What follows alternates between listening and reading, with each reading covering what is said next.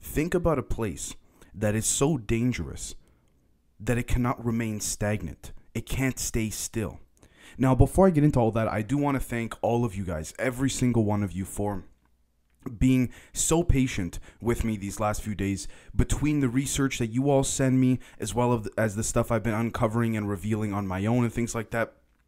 There was just so much information. I did not want to present it to you guys in a half-assed way, but thanks to those on Patreon who contribute, I've been able to bring someone on part-time so this doesn't happen again. Now, there is one more thing I want to mention before I jump into this, which is that in the past week and a half, I have received tons of messages of people saying, Dave, what's the Patreon like? What type of footage do you guys analyze? So one of the last times I'll be doing it is today in this public episode, which will be showing you guys things that we look at in the members only episodes. Just a fraction of it, but enough to give you guys a taste if you would like, for those that are indecisive. So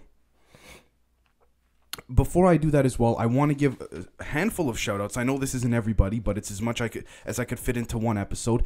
To A160, to Awakened Adam for helping me find some of this footage, as well as to Michael Ryan, to Pawan, Dojo, Genius, A1EM, Louis Aquino, Yasuke, as well as Steve Hamblin. Thank you, sir, so much for your service. Now,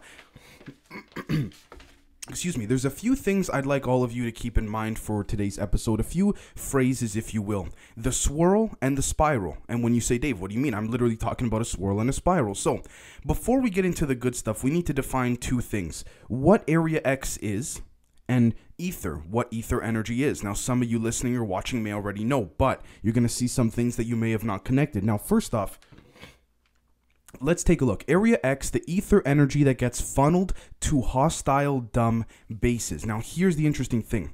This took me a few weeks to really put together, but Area X is not one place. What happens is that Area X is a form of ether energy that is released frequentially, that could be seen visually in a lot of cases, only at first, in the form of circular swirls. Okay, so you already see one connection there, the resemblance, and stargates that generally tend to encompass the frequential boundaries of the bases below them. Now, the D.U.M.B bases, the deep underground military bases, we've spoken about them many times before, but I want to jump right into it. Let's take a look at this photo here, right, which has been confirmed to me by a source taken back in the early to mid 80s of the Dulce base, one of the areas of the Dulce base that harnesses ether energy, as well as something else that we talk about in the members only episode that I can't really discuss on here that starts with an A. But for those members, you'll see what we'll be talking about later. Now, the concept here is this. When a D.U.M.B base gets taken over or infiltrated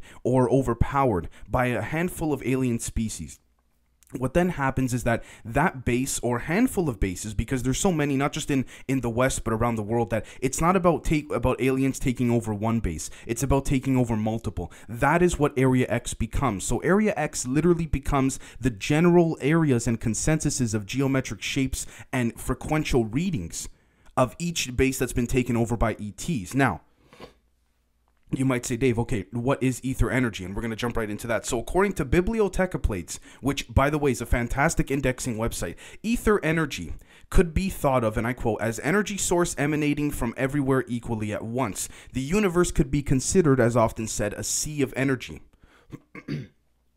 It forms a background of energy everywhere, and since it is everywhere all the time, it is difficult to make independent measurement of it. This ether energy is in constant motion, end quote. Now, here's what's also extremely interesting about the ether energy overall. I would dare to argue, based on my research and data, it's not hard to harness ether energy, which is one of the reasons why the government wants to keep this type of information so secret, because my research has found it may in fact be easier to manufacture a bomb, a nuke, in your own kitchen. Maybe easier to harness ether than it is to create a bomb in your own kitchen, a nuclear bomb. Because if you're a scientist who even generally knows what you're doing, it's not that hard to create a nuclear bomb in your kitchen. We all know that. So imagine if you got a hold of something, or not even of something, but of knowledge that would allow you to harness the energy that is literally all around you and me, right? This is what I think scares them the most. Who do I say them? The shadow government. Now, when we take a look at the shadow government, and by the way, I haven't even gone to the footage, the pictures, one of them, but anyways, what we're going to see here is we're going to say, Dave, why does the shadow government matter? Well, the shadow government is what I also took a handful of days to realize as well, is that when we take a look at who was part of it, we can actually discover who had the knowledge. Because when you become a high-level politician, high-level figure of authority, CIA head of the CIA, you name it, you're presented and you're told, listen, one of two things is going to happen. Either you turn down knowing about the most classified stuff, and if you do, we understand that, because again, guys, a lot of politicians have. But if you don't, what's then going to happen is, as you grow older, much older, you're not even going to realize it, but your memory will slowly fade. Now, guys, let's take a look at those through documents, evidence, purported proposals. Who has been known to be part of the quote-unquote shadow government or known about aliens? Let's see. Nixon, Eisenhower, Reagan, Bush Sr., right? Those are generally the ones. Notice how all of them seem to have some type of mental decline as they got older, very naturally, right? It seemed to be natural. And again, you could say, Dave, everyone's different. I understand that. But that many presidents within such a closed amount of time, all of a sudden their memory's slowly going. How come Jimmy Carter's memory didn't go? Why? Because he didn't look at what he said about UFOs. He said when he was running for president, he was going to declassify everything on UFOs. Then when he finally got in there, he said he decided he wasn't going to for national security reasons. And for those listening on audio, I use air quotes. Now, we then have to look at what a proxy war is, right? Because a proxy war is essentially when... For those who are in the military, you guys will understand this. It's like, for example, we can argue that the United States is in a proxy war with Iran, meaning that basically there are forms of warfare that are being conducted through other middlemen or other countries. So Iran will hire, certain groups of mercenaries or militias to take out the U.S. soldiers somewhere in the Middle East. The U.S. will then respond. They'll go through Israel to, bomb a certain part of Iran. That's what a proxy war is. Now think about that on the level of the deep underground military bases, because these aliens and these humans, they're not dumb. They realize disrupting the upper areas of the earth, basically where you and I live, is probably one of the worst things that could be done for a number of reasons. Panic, fear, no matter what, these aliens are too smart and they have too much of an understanding of what would cause a rupture that would not be worth it for either side. Now, here's what I also want to take a look at as well, because we only have so much time. This is page 25, I believe it is, one of the missing pages of the CIA Stargate process documents. And what we're going to see here, blah, blah, blah, talks a whole about the tree of life, the Hindu counterparts, the Chinese spiral, things like that. But here's what I want to notice as well, what I want to note. And I quote, have perceived, and they're talking about mystics all over the world, and they're also referring to every major religion has one consistency, that they have all perceived the universal hologram in the same spiral form, and have incorporated that intuitive knowledge in their religious writings from antiquity all the way to the present, end quote. Now, again, you might say, Dave, why does a spiral matter? Well, I'm glad you guys asked. Let's take a look here at some of the footage I was planning to show you guys, which is fantastic footage. This is how Area X is formed, okay? And again, it's one of the last times I'll be doing this publicly in terms of analyzing footage. But let's press play. Let's see here. So we see this ship, right? It's coming, and look what it's doing. Let's take a look, guys. It seems to be splitting open, okay? Not only is it shape-shifting, but look at what it's emitting. Now take a look at some of the alleged stargates and frequential barriers that form Area X. Now who's doing this? Aliens or humans? This seems to be here a friendly execution of harnessing ether energy to contain a certain amount of D.U.M.B bases, deep underground military bases, right? And when we see that, I would dare to argue in this instance, based off of some of the data I have, which I can't really disclose, these are humans doing this.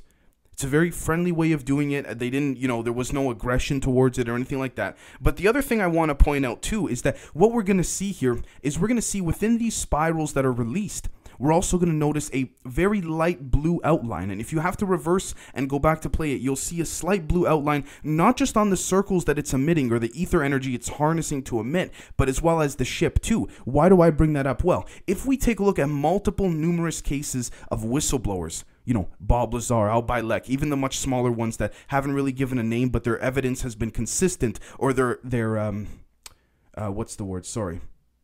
testimony, I apologize, has been consistent with that of others. They all say the same thing: blue beam holograms. sorry, not holograms, blue beams of energy emit from the bottom of the UFO craft. And these are not even people who reverse engineered the craft. These are also people who have been abducted. So let's talk about that too, right?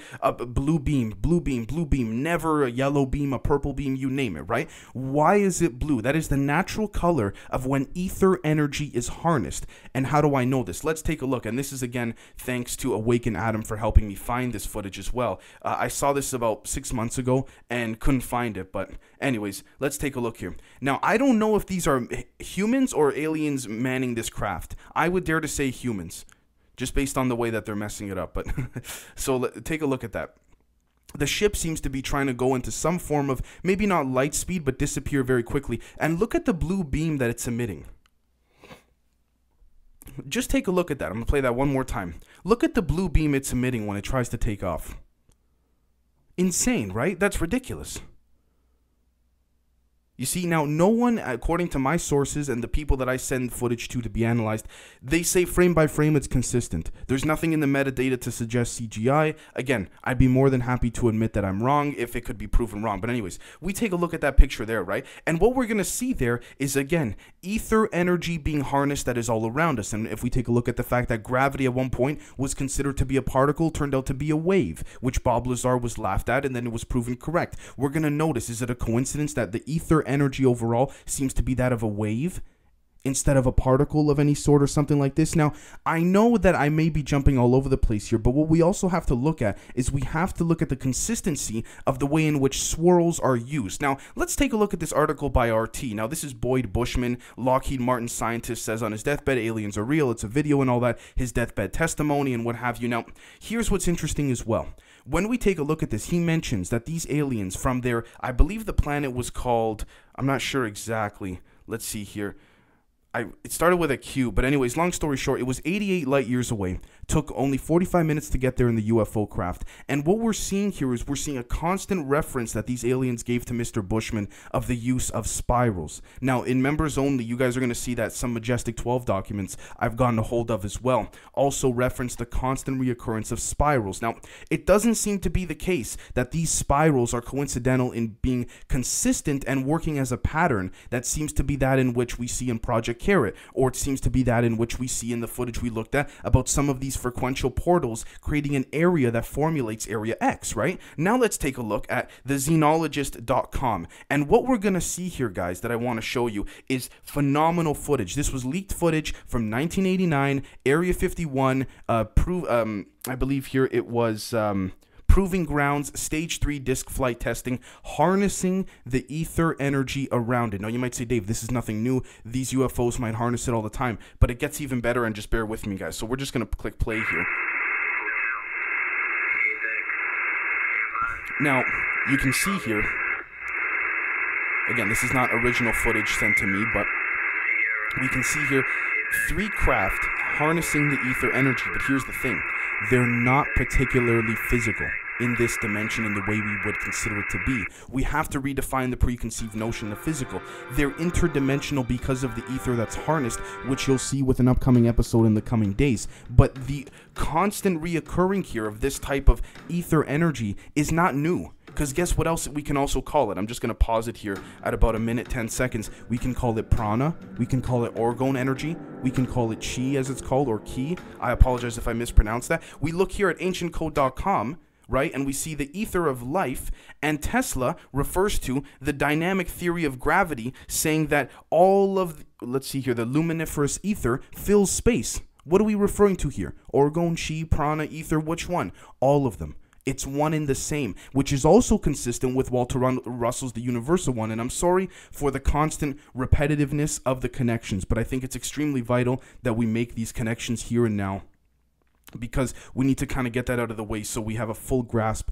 and understanding. Now, if we take a look here, for example, at freeenergy.tech, what we're going to find here is that all, and I quote, all functional free energy operation devices walk through the principle of open systems.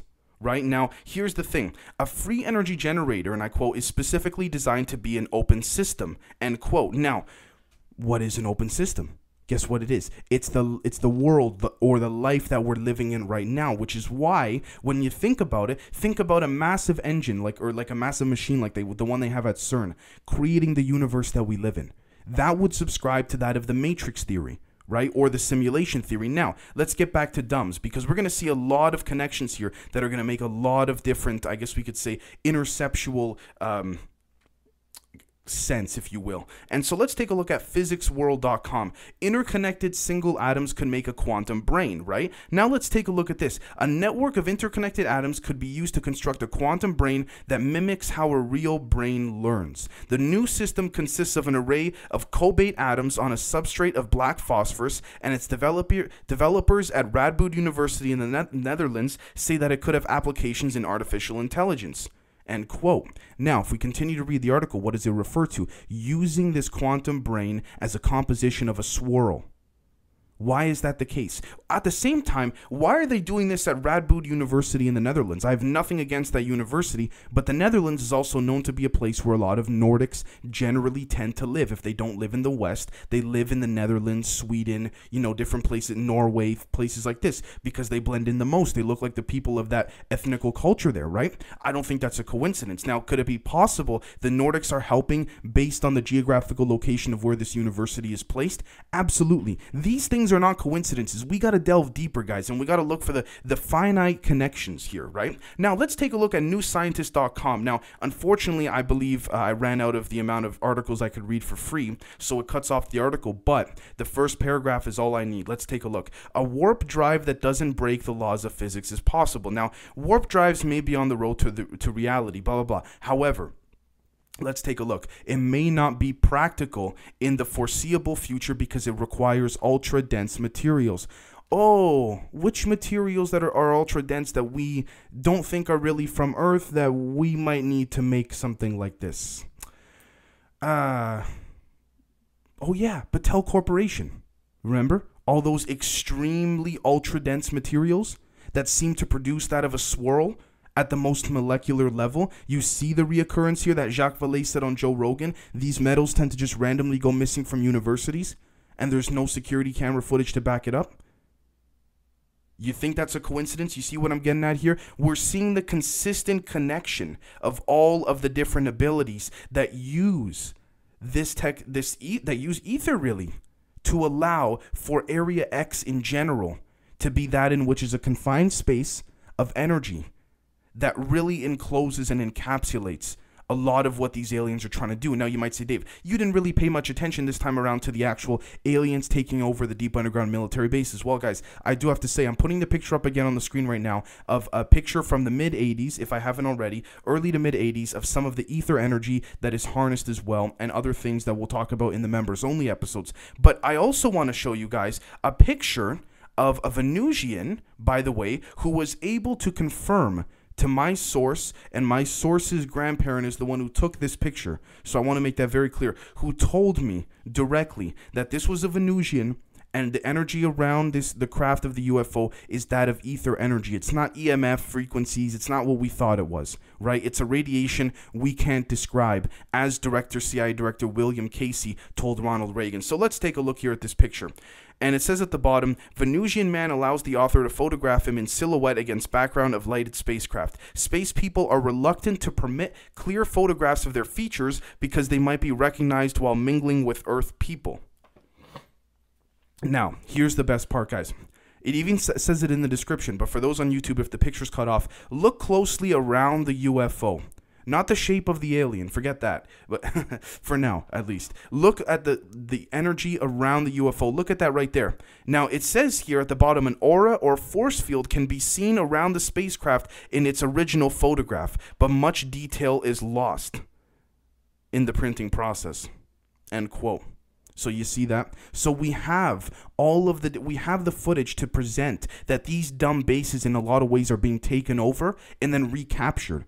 Because again, there's so many different reasons as to why this would be the case. Experimentation, aliens wanting to take back certain technology, humans trying to infiltrate alien bases through the digging of dumb bases that are trying to interconnect that the aliens don't want. Don't think humans are innocent on this too, guys, right? So I want all of you guys to let me know what you think, because when we look at all of this, all of the connections made here, I hope you guys can see exactly what I'm seeing, and we're going to catch you guys later on for the members episode and all that. Cheers.